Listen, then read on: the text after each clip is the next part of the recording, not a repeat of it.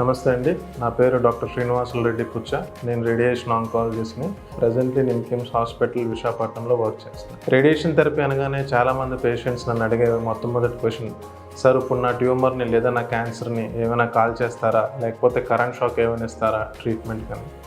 But అది patients యొక్క భయం. బట్ జనరల్గా మేము అలాగైతే చేయమండి. రేడియేషన్ థెరపీ అనేది ఎక్కడ క్యాన్సర్ ఉందో ఆ ఏరియానే ట్రీట్ చేస్తాం. అది కూడా ఎక్స్రే కిరణాల ద్వారా, కంటికి కనిపించలేని ఎక్స్రే కిరణాల ద్వారా ఆ ఏరియాని ట్రీట్ చేస్తాం, సో దట్ పేషెంట్ క్యాన్సర్ నుంచి క్యూర్ అవుతారని.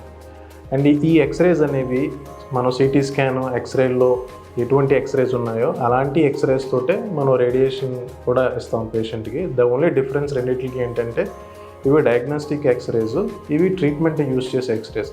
ఈ ట్రీట్మెంట్కి యూజ్ చేసే ఎక్స్రేస్ ఎనర్జీ చాలా ఎక్కువ ఉంటుంది. హై ఎనర్జీ ఎక్స్రేస్ వాడి క్యాన్సర్ని క్యూర్ చేస్తాం. రెండో క్వశ్చన్ చాలామంది పేషెంట్స్ నన్ను అడిగేది ఏంటంటే, డాక్టర్ గారు ఇప్పుడు నాకు క్యాన్సర్ వచ్చింది కదా, సర్జరీ ఉంది కదా, సర్జరీ చేయించుకుంటున్నప్పుడు ఇంక రేడియేషన్ ఎందుకండి, లేదా సర్జరీ ఆప్షన్ నాకు ఎందుకు ఇవ్వట్లేదు, మీరు రేడియేషన్ థెరపీ ఎందుకు చేద్దాం అనుకుంటున్నాను చాలామంది పేషెంట్స్ నన్ను అడుగుతారు.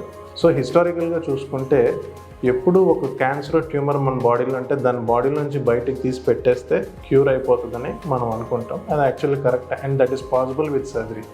Surgery is the best modality, and even still it is one of the ideal treatment for resectable cancers. అంటే ఏ క్యాన్సర్స్ని తీసి బయటను పెట్టగలమో surgery is one of the best treatments for వాటికండి. బట్ ఏమవుతుందంటే ఒక ఆర్గన్లో క్యాన్సర్ వస్తే ఆర్గన్ని మనం సర్జరీ ద్వారా రిమూవ్ చేసి బయటను పెడితే ఆర్గన్ చేయవలసిన ఫంక్షన్ జనరల్గా పోతుంది. అండ్ ఆ సర్జరీ మనం చేసినప్పుడు ఒక కాస్మెటిక్ డిఫెక్ట్ అనేది క్రియేట్ అవుతుంది, ఒక స్ట్రక్చరల్ డిఫార్మిటీ అనేది మన బాడీలో ఉండిపోతుంది. ఎంత ప్లాస్టిక్ సర్జరీ చేసి రీకన్స్ట్రక్షన్ ప్రొసీజర్ చేసినా ఆ డిఫెక్ట్ అనేది ఉండిపోతుంది. సో ఈ కాస్మెటిక్ అవుట్కమ్ లేదా ఈ ఫంక్షనల్ లాస్ని కాంపెన్సేట్ చేయడానికి రేడియేషన్ థెరపీ ద్వారా ఆ ఆర్గన్ అక్కడే ఉంచి ఆర్గాన్లో ఉన్న క్యాన్సర్ ఏముందో దాన్ని క్యూర్ చేసి అండ్ ఆర్గన్ ఫంక్షన్ ఏముందో దాన్ని కంటిన్యూ చేసే ప్రక్రియనే ఆర్గన్ ప్రిజర్వింగ్ అప్రోచ్ అని అంటాం రేడియేషన్ థెరపీలో. ఈ ఆర్గన్ ప్రిజర్వింగ్ అప్రోచ్ అనేది మన బాడీలో చాలా పార్ట్స్లో చేయొచ్చు. బ్రెయిన్లో చేయొచ్చు, ఐస్లో చేయొచ్చు, లిప్స్కి చేయొచ్చు, బ్రెస్ట్కి చేయొచ్చు, ఫారెన్సిక్ చేయొచ్చు, లారింగ్స్ అంటే స్వరపేటికి చేయొచ్చు, రెక్టల్ క్యాన్సర్స్కి, యానల్ క్యాన్సర్స్కి, ప్రోస్టేట్, యూరినరీ బ్లాడర్ క్యాన్సర్స్, ఈ అన్నిటికి సర్జరీ కూడా చేయొచ్చు. బట్ సర్జరీ చేస్తే అక్కడ ఫంక్షనల్ లాస్ ఉంటుంది.